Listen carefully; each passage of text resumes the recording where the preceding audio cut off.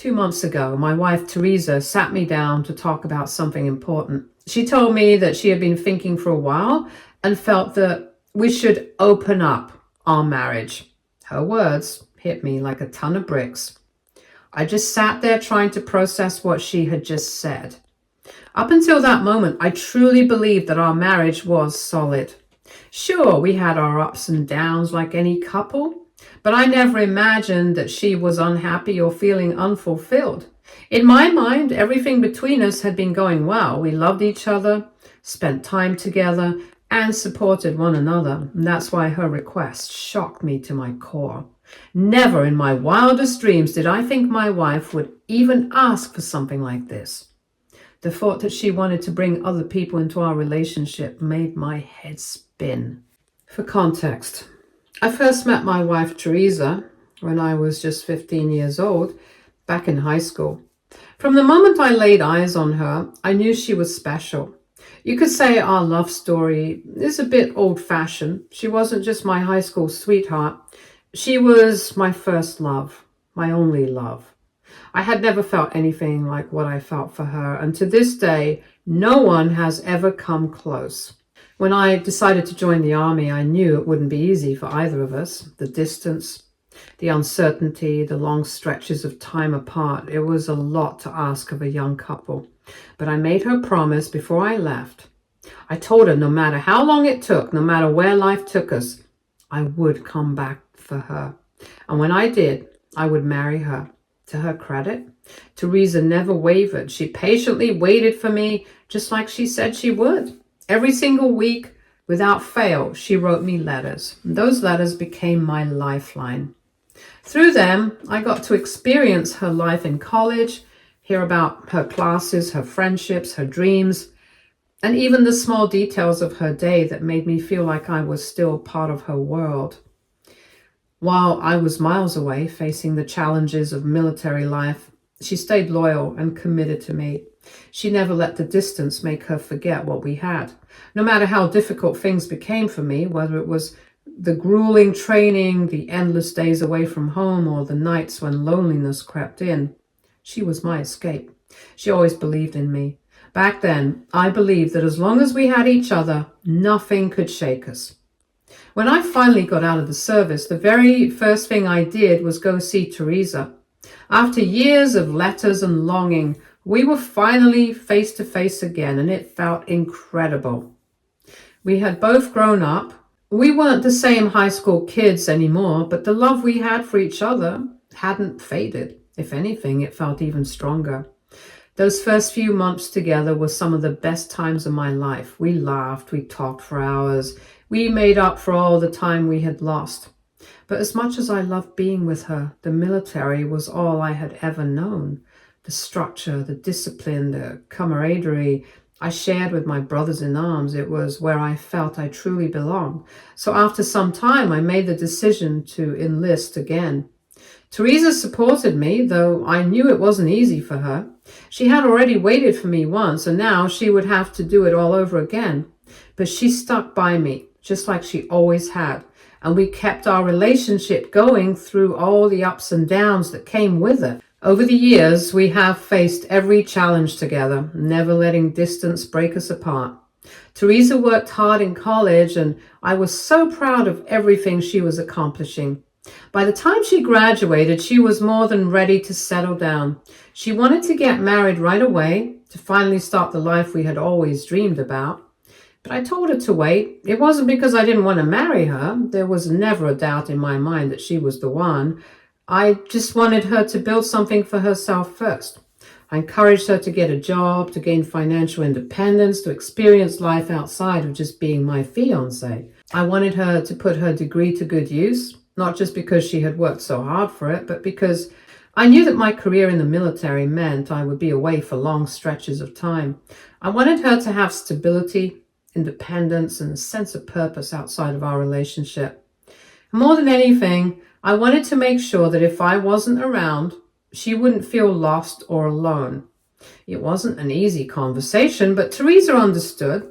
She went out and built a career, making something of herself before we finally took that next step.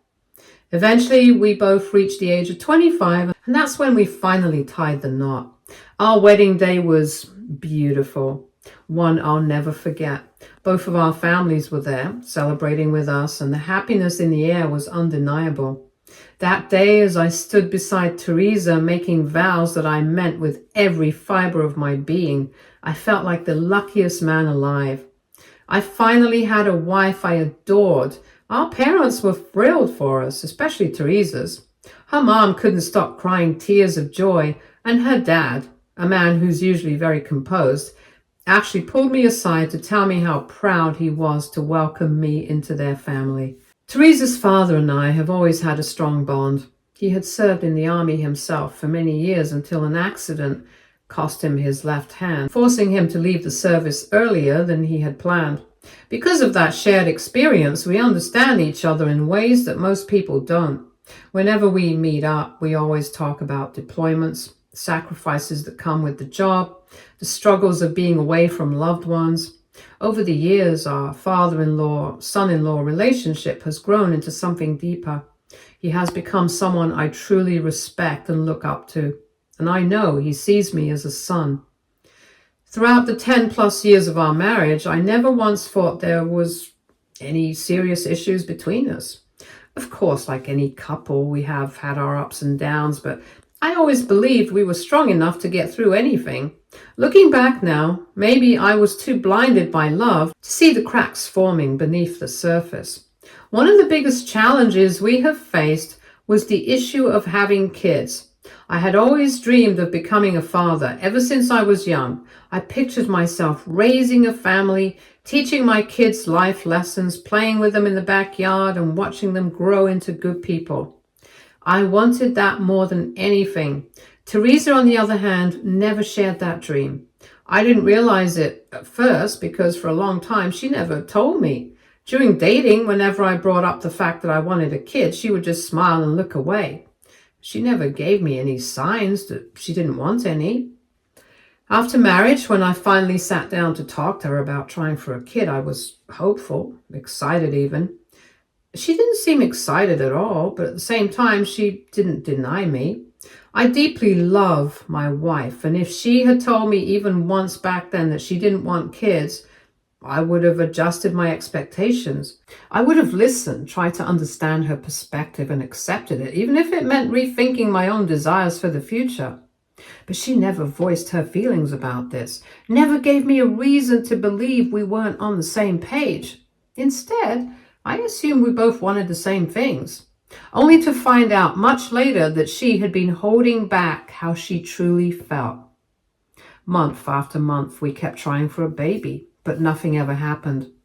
At first, I stayed optimistic, telling myself that maybe it was just bad timing, or that we needed to relax and let nature take its course. When that didn't work, I started thinking it might be stress. Maybe my deployments, the distance, or the pressures of everyday life were making it harder for us to conceive.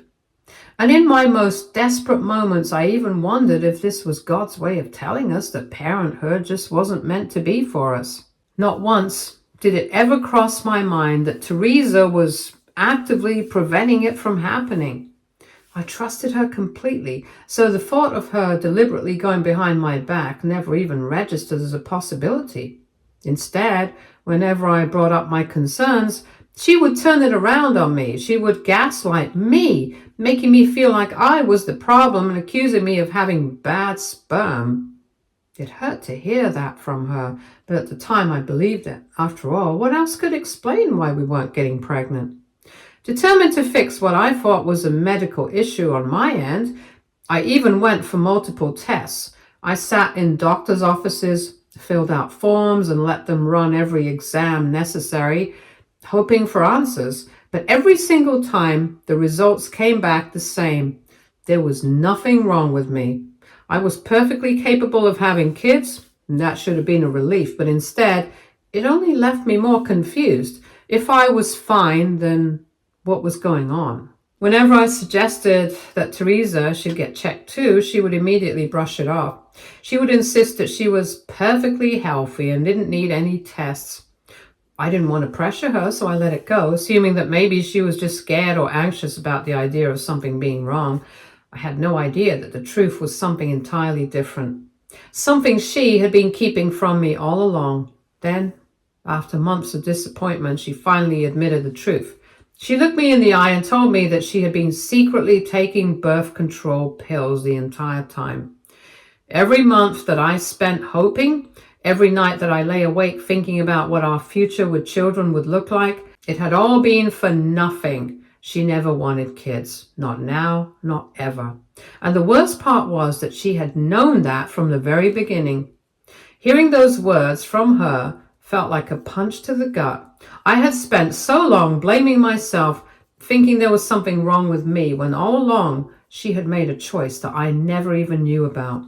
She had watched me go through test after test, had let me carry the weight of doubt and insecurity, and never once did she stop me. Instead, she let me believe I was the problem while she quietly made sure that we would never conceive. I was devastated, not just because my dream of fatherhood had been taken away from me, but because the person I loved the most had kept something so important from me. I felt betrayed, lost, and unsure of what to do next. Part of me wanted to walk away, to find someone who shared my dreams of having a family. But then there was another part of me, the stronger part, that couldn't imagine a life without Teresa. No matter how much it hurt, I loved her too much to let this break us. So I forced myself to let go of the idea of being a father forever. I told myself that being with her was enough, that growing old together mattered more than anything else. And that's just the way I have always loved her, with my whole heart, no matter the cost. Then 5 years ago, Teresa's mother was diagnosed with breast cancer. Even though the doctors caught it in the early stages, the news shook our entire family. Cancer is a word no one ever wants to hear, no matter how early it's detected. It was terrifying to think about the possibility of losing my mother-in-law. Over the years, she has become like a second mother to me. From the moment I joined their family, she had always treated me like her own son, and the thought of anything happening to her was too much to bear. Without a second thought, I made the decision to stay home for months so I could help take care of her. I put everything else on hold because at that moment, nothing mattered more than being there for her and my family. Teresa and I took turns helping out at her parents' house, making sure her mom had everything she needed to recover comfortably. We coordinated doctor's appointments, helped with meals, and just made sure she never felt alone through it all. Teresa's father, strong as he was, needed support too, and I was more than happy to step in wherever I could. That experience only strengthened my bond with Teresa's family, and through it all, I thought Teresa and I had become even closer. 3 years ago, I bought Teresa her dream home. She had been eyeing it for months, scrolling through Zillow, looking at the pictures of the house over and over again. Every time we talked about it, she would tell me how much she loved it and how she could picture us living there and how perfect it would be. But she always brushed it off as nothing more than a dream because it was a little out of our price range. But I saw the way her face lit up whenever she talked about it. I knew how much it meant to her. So I sat down, went through our finances, and figured out a way to make it happen. I took out a loan to make that dream become a reality. I wanted to give her the house no matter what, because I knew it would make her truly happy. When I finally told her that the house was ours, I'll never forget the way she reacted. She was ecstatic. Her eyes sparkled with joy. She couldn't stop celebrating. It was one of those moments where I knew without a doubt that I had done the right thing for us. Seeing her so happy made every bit of effort worth it. Since then, we moved into the house and made it into the home we always dreamed of. We have decorated it together, spent quiet evenings on the porch, hosted family gatherings, and celebrated birthdays and anniversaries under this roof. Sometimes, though, I still find myself thinking about what could have been. I picture what it would be like to have a child running through these hallways, laughter echoing in the rooms. That dream still lingers in the back of my mind, but over time I've learned to accept that it will never happen. Because at the end of the day, I love my wife. Teresa has been my partner, my best friend, The person who has stood beside me through every challenge life has thrown our way. We have always been there for each other, through the good times and the bad. No matter what we faced, we always came out stronger together. At least that's what I thought. But if that were true, then why did she want an open marriage? Why did she feel the need to look elsewhere when I had already given her everything I could? At first, I couldn't believe what I was hearing. My mind refused to process it. I actually asked her if she was joking because honestly, that was the only response that made any sense to me. How else was I supposed to react? The woman I had loved for most of my life, the woman I had built a home with, was suddenly telling me that she wanted to sleep with other men? And she expected me to be okay with it? But Teresa wasn't joking. She sat there completely serious and started explaining her reasoning. She told me that she felt she had sacrificed a lot for our marriage over the years and that she deserved to be rewarded for it. The words stung, but she continued to tell me that while I was deployed for months at a time, she had been having certain urges that she was struggling to control. She said that being alone for so long made it difficult for her and that she felt like she was missing out on something. So now she wanted us to have an open marriage so that she could sleep with other men with my permission. I just sat there stunned. I had sacrificed so much for our marriage, more than she probably even realized. I had given up my dream of having kids because I couldn't bear the thought of losing her.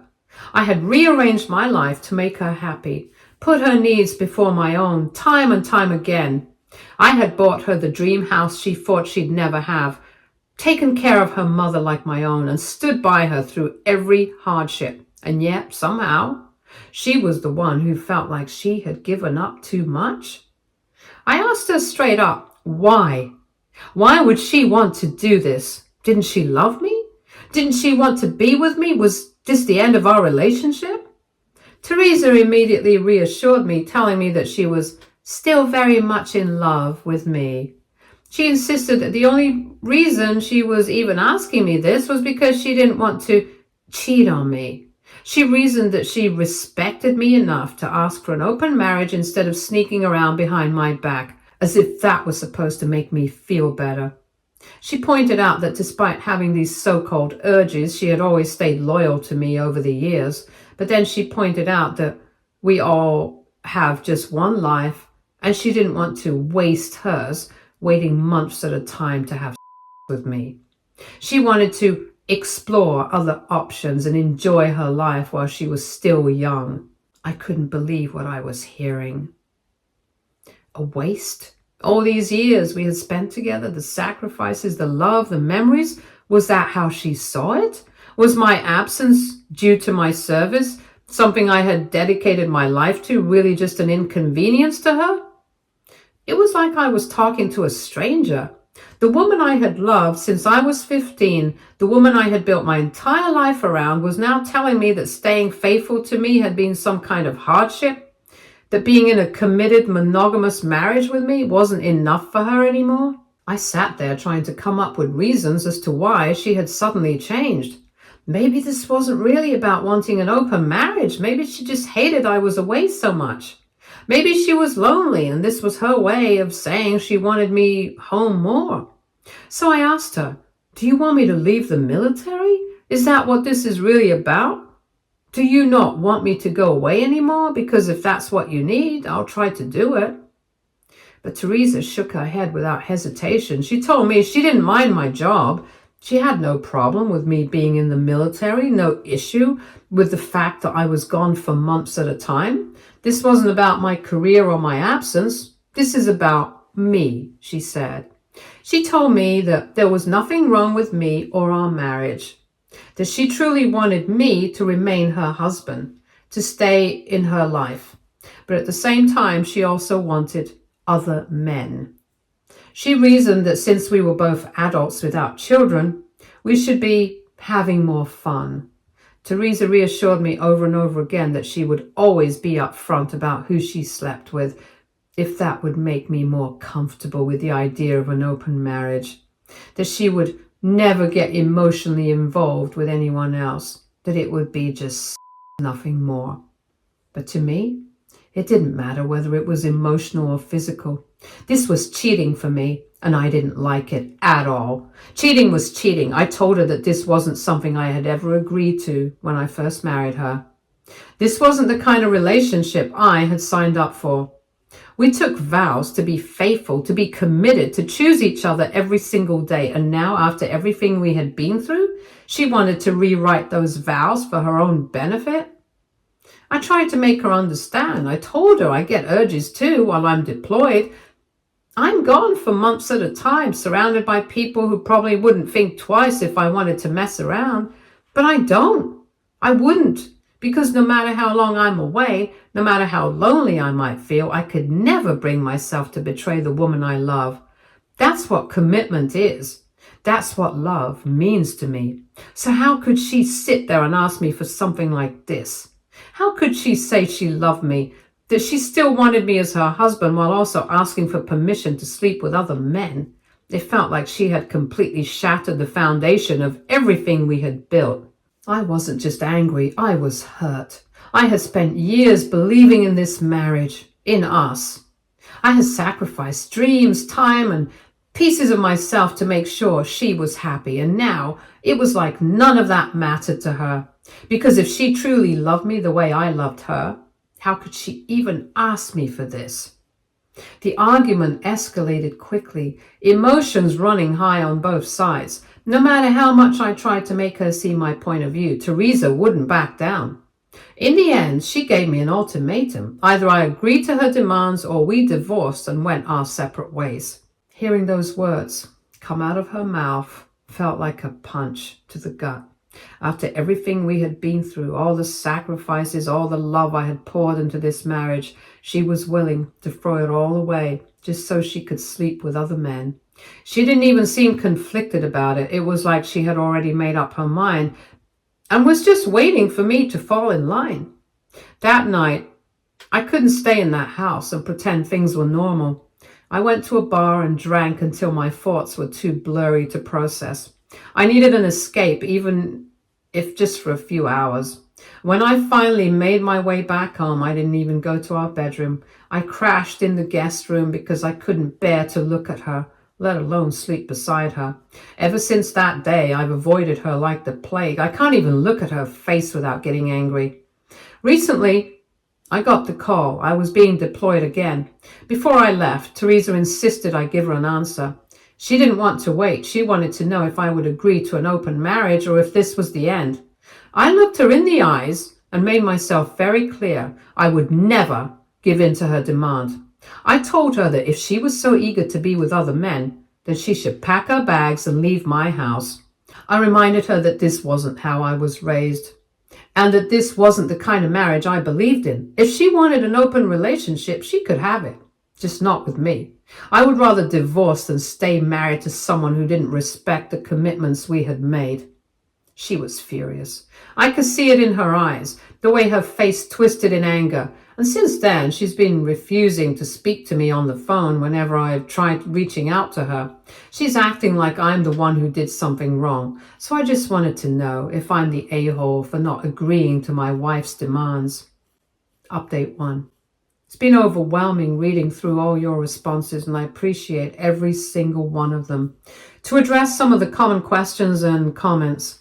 1. Yes, I am considering divorce. I meant what I said to her before I left. I won't stay in a marriage where I'm disrespected. If she wants to be with other men, she can, but not as my wife. I gave her the chance to pack her bags and leave. Now, I just need to prepare myself for what comes next. 2. Did I miss any signs? Looking back, maybe. The birth control situation was a huge betrayal, and I should have seen that as a red flag, but love makes you blind sometimes. I kept telling myself that because we had history, because we'd been through so much, she would never betray me. I see now that I was wrong. 3. What's next? For now, I'm focused on my deployment, but as soon as I'm back, I'll be having a serious conversation with a lawyer. I worked hard for that house, and I'm not going to let her stay in it while she lives the single life under my roof. At the end of the day, it hurts like hell, but I know my worth. I deserve a wife who actually wants to be with me, not someone who thinks marriage is a burden she needs to escape from. I'll keep you guys updated when I can. Thanks again for everything. Update 2. I recently got a very upset call from my in-laws. Turns out my mother-in-law and father-in-law spotted Teresa out on a date with another man. She was apparently holding hands with this guy and kissing him like she wasn't married and didn't have a husband deployed right now. The sheer gall of this woman. Not only did she go behind my back and do this despite my disapproval, but she did it so openly. In the same city where both my family and hers live. She didn't even try to be discreet. It's like she has truly stopped caring about anything but herself. Well, my father-in-law wasn't having it. He confronted her immediately and let her have it right there in front of everyone. And from what I heard, he didn't hold back. He was furious, yelling at her, at the guy she was with, making it very clear just how disgusted he was with her actions. My mother-in-law was there too, and she was just as upset. My father-in-law is a former army man himself, and he's an intimidating guy when he's pissed. I can only imagine how terrified the other man must have been when this enraged ex-soldier got in his face. If I had to guess, I'd say that guy bolted the moment he realized who he was dealing with. After everything, father-in-law called me up, furious and apologetic all at once, and he asked me if I had any idea why Teresa would do something like this.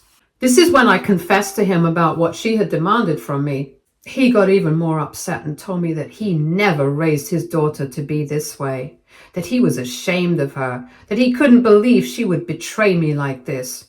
My mother-in-law was crying in the background, completely heartbroken over what Teresa had done.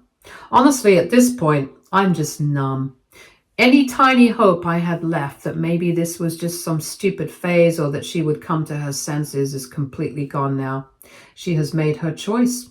She clearly doesn't care about the consequences. I guess she might have been involved with this man long before she even asked me for an open marriage. Anyways, I'm done. Fully, completely done. I have already contacted a lawyer, and as soon as I get back, I'm starting the process to divorce her. She can have her fun with whoever she wants, but she won't be doing it while still legally tied to me. Update 3. This week, Teresa called me furious, demanding to know why I had been talking behind her back with her parents and turning them against her. She screamed about how it was my fault that her family was so angry at her, that they weren't supporting her, and that I had somehow manipulated them, and that I was playing the victim to make her look bad. I assured her that she did that all on her own when she decided to cheat and get caught by her own parents. But here's where it gets interesting. My in-laws, completely disgusted with Teresa's behavior, now want to help me get a divorce from her. As an apology for how she's treated me, and as a way to make things right, they have even offered me a portion of her inheritance to ensure I come out of this mess in the best possible position. And without hesitation, I have decided to happily accept it. Thanks to her parents' support, I won't be walking away from this marriage empty-handed. I never wanted things to end this way, but at least now I will get some closure. Stay tuned for more stories from our girl relationships.